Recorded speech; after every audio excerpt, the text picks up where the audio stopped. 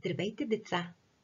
Днес ще си поговорим за пролетните празници и за една прекрасна българска песен. Но за нея след малко. Българското народно творчество води началото си от далечни времена. Българските народни песни възникват като потребност на техните създатели. Какво означава това? Това означава, че хората, които са съставили народните песни, са изразявали чрез тях своите преживявания, чувства и мисли. Тези песни са се предавали от певец на певец и така са се получили различни варианти на една и съща песен. Народните песни се пеят и в тъжни и в радостни дни, на празници, на нивата и вкъщи.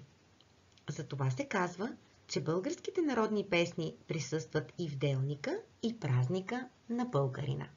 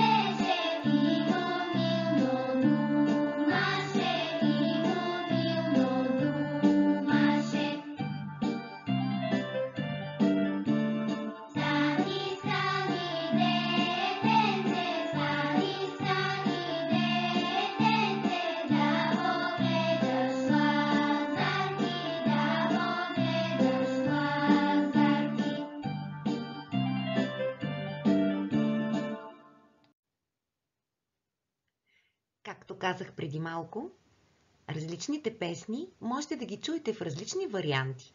Най-известното изпълнение на тази песен е на детският хор Бодра смяна.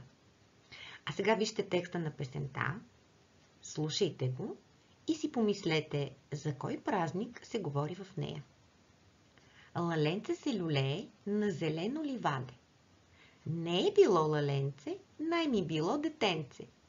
Очите му звездици, лицето му трендафил. Както кротко играло, тъй си сладко заспало. Майка му го будеше. Стани, стани, детенце, мило мамино момченце, да погледаш лазърки, как хубаво играят. Жълти чехли потропват, шити поли развяват. Със сигурност някой от вас са се сетили. Да, пее се за Лазаров ден. Лазаров ден е християнски празник, който се празнува през пролетта, 8 дни преди Великден.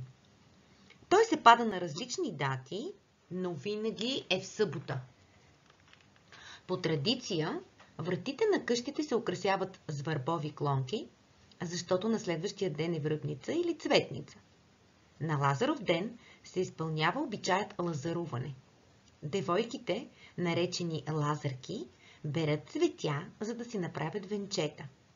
Те са пременени в традиционни фолклорни носии. Лазарките обикалят къщите в селото, пеят обредни лазарски песни, танцуват и благославят за здраве, щастие и благополучие. Стопаните на къщите ги даряват с яйца, плодове, парички и дребни подаръчета. В миналото на Лазаров ден било прието ергените в селото да поискат ръката на своите избранници. Празникът носи много пролетно настроение и радост. Бабите вярвали, че мома, която не е лазарувала, не може да се омъжи. Затова всички девойки в селото лазарували. Също така се считало, че къща, която е посетена от лазарки, е щастлива и благословена. Нека сега отново да погледнем текста и да видим за какво се пее в нея. Пее се за едно лаленце, което не е лаленце, а е детенце.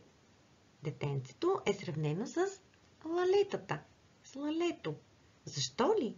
Защото лалето е много нежно и красиво цвете. А с какви думи е описано детето? Какви са очите му? Какво е лицето му? Да, очите му са звездици, а лицето му трендафил. Новата думичка. Или какво е лицето му? Лицето му е като роза. А сега нека да прочетем. С кои думи майката буди своето дете? Точно така. Стани, стани, детенце. Мило мамино момченце. Как нарича тя своето дете? Мило мамино момченце. А как мислите? Защо майката буди детето си? Ами да, за да погледа лазърки, как хубаво играят. Жълти чехли потропват. Шити поли развяват. Надявам се, че ви е харесала тази песен и съм сигурна, че ще я откриете в YouTube и ще я чуете отново.